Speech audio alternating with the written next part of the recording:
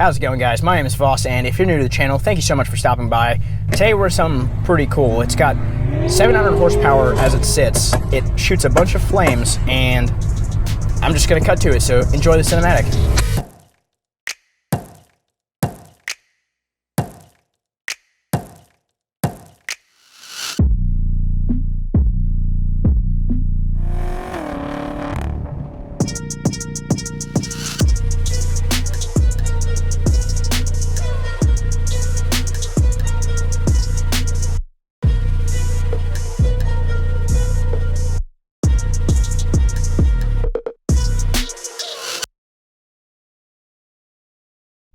So I'm joined with my friend.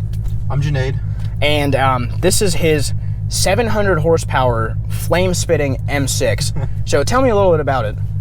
So I actually got this car about 3 years ago. Bought it with 29,000 miles on it, and I'm at 90,000 miles right now. So you get around, man. Yeah, I do drive it a lot. Yeah. So it's kind of, I got it tuned around 40,000 miles on it, and it's a full exhaust, downpipes, and a tune from RK Tunes, and it's a fun car. And like you said, you've driven it now 90, you're at 90,000. So you've put 60,000 miles in it in 3 years. Yeah. How's the reliability and stuff been? Knock on wood. I mean, it is carbon fiber. Exactly. I've had not one issue with it. So that's amazing. Just normal maintenance you got to take care of. Like, your brakes are going to be a little bit expensive. I've had to replace them once. That's about a $3,500 service. Okay. But that's like, once every 40,000 miles. So it's nothing too crazy. Mag really hooks up to oil changes. Oil changes are about like 150, 160, which, I mean, it really? takes up. Yeah, it's 300 on the M3. Yeah, I literally got I got an oil change right before I came here. That's awesome. $150. That's really good, actually. It takes about like 10 quarts a liter, so I'm like, yeah, it's probably for the price of the quarts. It's almost that cost. Exactly, yeah, that's amazing. So that thing, but other than that, I've not had one issue. I did the spark plugs, but because there was tuned, I had to get higher performance ones. Yep. But other than that, it's been completely fine. So we're gonna get out on the road today, but right before we do that, let's jump into some of the quick numbers. This is a 2014 M6 Grand Coupe, which coupe and Grand Coupe, it's very contradicting because when you think coupe, you think 2 doors, but then they call it a Grand Coupe and they threw 4 doors on this. It's kind of weird how they did that. I wish they would have just called it the M6 Sedan or something. Exactly. But still, regardless. It has like a nice name, the Grand Coupe. You're right, it does sound really good. But stock guys, 560 horsepower, 500 foot-pounds of torque. This is the 4.4 liter twin turbo V8 S60. No, not the S65. It's you know what engine? I believe it's the S65. S65. Okay. I could be wrong, so don't quote me. This platform is a great platform for power. I mean, like I said, you said the little things you've done. It's not like you've spent it's not crazy amounts of money. You can push more out of it. Like, you can put bigger turbos. You can do whatever your air intakes. And you did that. You said at 35,000 miles, right? Yeah. So for almost 60,000 miles, you've been driving close to 700 horsepower with little to no problems. That's it. See, and this is something I love about BMWs. When you think of like let's say you have a Corvette or like a GT500, right? You don't put 100,000 miles. I don't see them. Like with BMWs, it's effortless. Like you can, as long as you maintain them, you can get what you need out of them. But this has got the 7-speed automatic. Yes. Is that DCT? It's dual clutch. Yep. Is it? Okay. I've been in a E92 dual clutch. Okay. I've never driven. I don't think I've driven a dual clutch. Maybe the 335i was dual clutch that year. I don't know. But anyway, I've never been in one of these. So I'm actually pretty psyched. So you push it, just push to the right, because there's no park in the car. Push it to the right? So just push it down and to the right. There okay. Well, it's now you got your handbrake on, so you just go push that down. Okay, interesting. So right now you're in all eco mode. Eco mode, you're getting like 14 miles to the gallon. I think is it rated like, I think it was rated like 1522. How accurate is that? It's pretty accurate. Okay. I'm pretty sure like right now we've been sitting for a while, so it's probably at like 11. Okay. Because it's high, it's tuned tires, so it's gonna push down. It'll get when you go into full sport, it'll get 9 usually. But if you just take it around this like parking lot in eco mode, just see the difference between. You'll notice the difference between when it's in eco mode and when it's in like full sport mode. Like you'll just automatically feel a notice. Like right now it's pretty smooth. Yeah, man. Oh, it shifts absorbing fast. everything. And this is in eco mode. Yeah. Right? That sounds good too. And then, so what I have set up, if you hit the M1 button on the steering wheel, which is the top right, and everything goes into sport with traction control on. Okay. I can say this may be crazy. The steering feels a little tighter. It's gonna be tighter. Yep. Now, if you it'll just feel like if the first gear, it's just gonna want to shift. Yeah. See, the reason it was fine is because it pushed you to second gear when you did that. if you're in first gear, it's gonna jerk. It's gonna. Do I see that. It shifts. It went the third to second like within a blink of an eye. That was crazy fast how it did that. Yeah. No, BMW kind of had a very strong. From everyone I've ever heard, they're like after Porsche's PDK. Yeah. BMW. Oh, that's the. Oh yeah, that I hate that thing.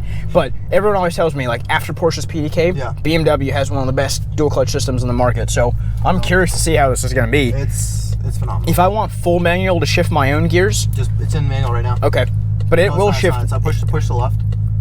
Now it's full manual. Okay, interesting. If I want to go back to drive, just got it. Yep. That's all you got to do. And now we're in sport mode, right? You're in full sport mode. Okay. So you got full 700. So I got the M1 on right now. Let's let's see how this. Yep. Let's see how actually. You're in auto right now because you hit the M. But there. Okay, let's see how this does. Yeah. I'm very curious. Oh my God, okay. Dude, it has so much. I can feel it. Dude, I lost my phone. It's all good. That was wow. We didn't even push it there. I just got out of the. So the M. Okay, not that I can compare this because it's so much more powerful. But the M3 is very like poised. This oh, that shift. Oh my God. It shifts so fast. Dude, it sounds so good too.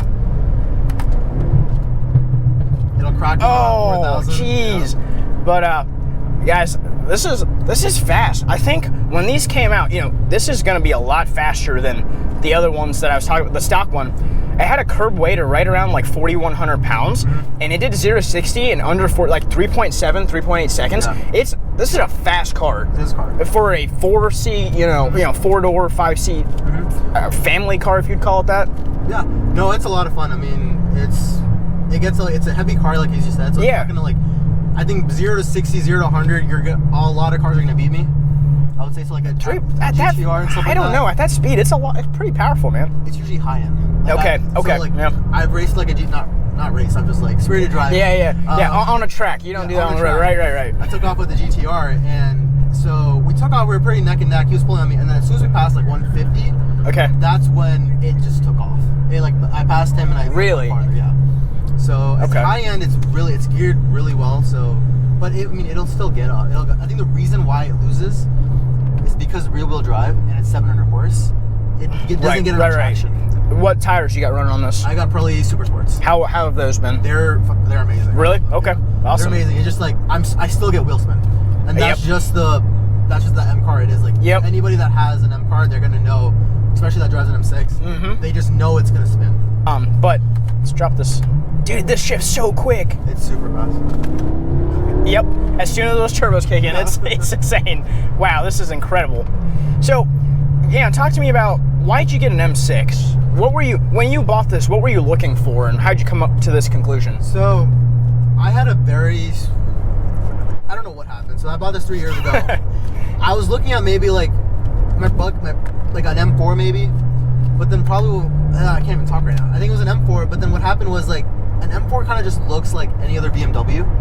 So it has it's bigger, it's wider, and all that kind of, but it still looks like a 5 Series. It also sounds like a turd. Exactly. Yeah, it doesn't sound very good. Still an amazing car, but the M6 for some reason it just looked different, and you got it with all black with those daytime running lights, man. When we went on that rally, when you were passing people, it was menacing. It looked really good. Yeah, and that was the reason. That's the reason I went with the 4-door versus the 2-door. The 2-door, for some reason, I just didn't like the shape lines in the back. Okay. And how the taillights were, because the taillights were on the trunk. On the Grand Coupe, the actual huge taillights on the back window. So you actually got a huge, and that, for some reason, I just was more attracted to that, and I think that's the reason why I went with the M6. Makes sense, yeah. And it's just a unique car. It's different than any other lineups in their BMW lineups, besides their i8. But, they've kind of, not to steer away from the conversation, I'm a little confused with what the heck they're doing nowadays. Yeah. It used to be, 357, and then they brought out the 6, which was pretty popular. Yeah. And then they brought out the 1 came out, then the 2, and then they killed the M3s as coupes. Yeah. Changed them to sedans because they want to sell it as an M4. But now they have the 4 Series has sedan models, and I think I don't know what BMW is doing anymore. Yeah. Their M-line cars are still pretty good, but like I'm just, as a whole, I'm very confused with how they're, you know. Like where they're going with it. Yeah. Like now they also released the 8 Series. Oh, yeah. So, what's this here doing? Yeah, they're not moving. Yeah. No, but, yeah, it's strange. And like, I also think like, technology-wise, it's a little bit like slacking. It's, it still has a lot of like, everything's amazing on it, but I think in 2014, 2015, all the crackles. In 2014, 2015, I think they were killing the game. Like the interior wise, everything was amazing. You got like USB ports. Like one of my friends was buying like an Audi, and like I was like, yo, don't get an Audi. It's not. He sat in an Audi. He's like amazing. I was like, just sit in a BMW. He was getting an SUV, so he got an X5. Okay. He sat in the X5, and he's like, dude, it's a 9-day difference. But in today's like, you know, in 2019, I think now it's like Mercedes and Audi are doing a lot better than BMW, interior wise. Performance wise, I think they're all pretty par. But I think back then at the time, I think this was like the best value for the. I get the performance, I get the luxury. MSRP, these were over 100 grand. I think this one was built to be 140. Oh my god! Yeah. And depreciate, you know, BMWs and depreciation, they just how they are. These things now, today, what can you pick them up for around? So if you don't want to go too old, like 3 years old, 4 years old, with maybe like 25,000 miles on it, you can pick one up for around, I would say, oh my god. 65, 50, 60s. A pretty nice one, like a really, really nice one. And if you want to get like comp package, this one doesn't have the comp package, but if you want to get comp package, it goes up a little bit more. Get the carbon roof? It has a carbon roof. This is all standard. I don't know why would anybody come, I don't know, why would you not get the carbon? Or you switch it out for like the sunroof? Yeah. It's not worth it. I mean, what's crazy is my M3 is a 13, right? Yeah. Just from 13 to 14, the differences inside, heads-up display, color heads-up display, the infotainment, the new M whatever system looks completely different. Everything has changed tremendously just in 1 year. They were, like you were saying, back in 2014, they were killing it with this. I like nowadays. Mercedes is doing pretty good with all their whatnot, but back in the day, this was it. This was the one to get. Yeah, even like if you look at 2019 BMWs, they're still very similar. They kind of made the dash a little bit different, but it's still interior-wise, it still feels the same a little. It just feels a little dated, but doesn't feel really that dated. I'm with you. One of my favorite aspects with BMWs is their like design language. When you see one, you recognize it. It doesn't like people are. One thing I always loved is like, the 3 Series and the M3.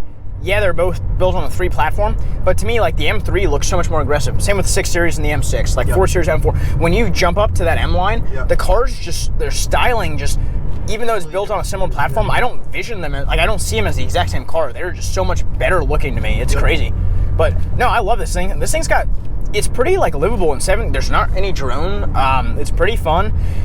No, when I wanted to build it, because this is also my daily driver, it's the 90,000 miles. Yep. I wanted to build it where it was not too droney at all, and I actually have a valve system in it, so I can nice. exhaust. Okay. But so it's like when I'm on the highway, but it's like when I want to go out and have fun with like the guys and everything, or the girls. But it actually like opens up and like you can have fun with it. It has the crackles come out. Dude, when you pull in 4th gear and you let off and it's just crackling down, it is. I'll play a little clip for you guys right here somewhere, but that just sounds ridiculous. So I forgot this. One of my friends taught me. You heard about brake boosting? Okay, so that's when.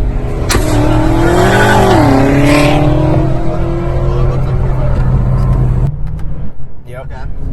Now hit the brake a little bit. Don't hit the gas. Hit the gas so it's matching. Okay, so you're like staying at let's say you're staying at 45, but hit the brake a little bit and push the gas. Okay, let me get it at 45. And push the brake a little more, and then just let go of the brake. So now hit the brake? No. So what you want to do is like. Oh my God! Sorry, that's ridiculous. So while you're at 45, hitting the brake, so the brake's engaged, and you're also hitting the gas. Okay, so I then see you what push you're saying. it, so your boost is going up. Okay. But it's staying at 45, and then as soon as so it's kind of like when people like honk. You let go, it's instant boost. I get exactly what you're saying. You just go with it. Okay. So you try it. It pulls you back, and I don't really do it that often, but it's a cool trick I just learned. So it's pretty nice. This thing it looks amazing. It sounds really good. It shoots flames. I really don't know what more, you know, what more you really need. One thing that's crazy with BMWs, and I don't know why, no matter what I drive, I always feel this way with BMW. You get lost in the speed. Like, without realizing it, if you look down, you're like, oh my God, I didn't realize I was going that fast. Yeah, it's crazy how that happens. Once those turbos kick in, it just pulls so quickly. Oh my God, that does not get old. I don't know if you guys can hear that through the camera, but let it come in. Oh, there it is. That sounds so good. Probably like there's gunshots going on. People are probably like, you know, Warren Powell, people are probably freaking out right now. But like, without even realizing it, you can go so quickly in these cars. It's crazy. And it's got the lane assist stuff. I feel like, you know, it's got, if you wanted to drive this tamely, you easily could. And if you want to enjoy it, like you took it on a rally, did you have any problems in that rally? No, not at all. No. I think you and I were one of the very few that, you know, came home without any wear and, like, little to no wear and tear on their cars. Exactly. One person blew his transmission. Yeah, like, the Jag was out. Yeah. And like this one was just, it was a champ. It got there and back in one piece. How'd you feel with the 4-door, like handling wise? How'd you feel? Did you test drive an M4 or anything like that? I did not. Okay. So like, I was coming from like a Honda Accord. Okay. This car. That's a pretty big step. Yeah, it was a big step. Yeah. So it was. I loved it, and like I've taken it to like, you know, like Hocking Hills. We've taken. Okay. Yeah. You do like it. It grips. It takes the corners really nice. I would say it's pretty well balanced, but it is a heavy car. Yeah. Spec on. All right, guys, we're actually almost coming to the end of this review, but I wanted to give you a little taste of how this sounds. We'll come up to this corner and let's see how it does. But I'm impressed. This feels great. I feel at home in here because I'm coming from an M3. This is not intimidating to drive whatsoever. That's awesome. You can hop in here and just enjoy it. I mean, it's fast. It's super fast. But you could just, exactly. It's like if you want to go crazy with it, put it in M mode. Yeah. If you want to just drive it normally, just put it in eco mode. Yeah. You want to launch it? Yeah, let's do it. All right, pull up a little bit. Let's see. You gotta turn traction control. Go in the middle. I would go and pass these guys. Oh shit. That's the other one. Okay. Where's the? Oh, there's that button. All right, there it is. Okay, and then. So 1 foot on the brake, 4,000 RPMs, 3,000 RPMs. Does it say launch control active yet? It's a DS. Let go of the brake. Okay.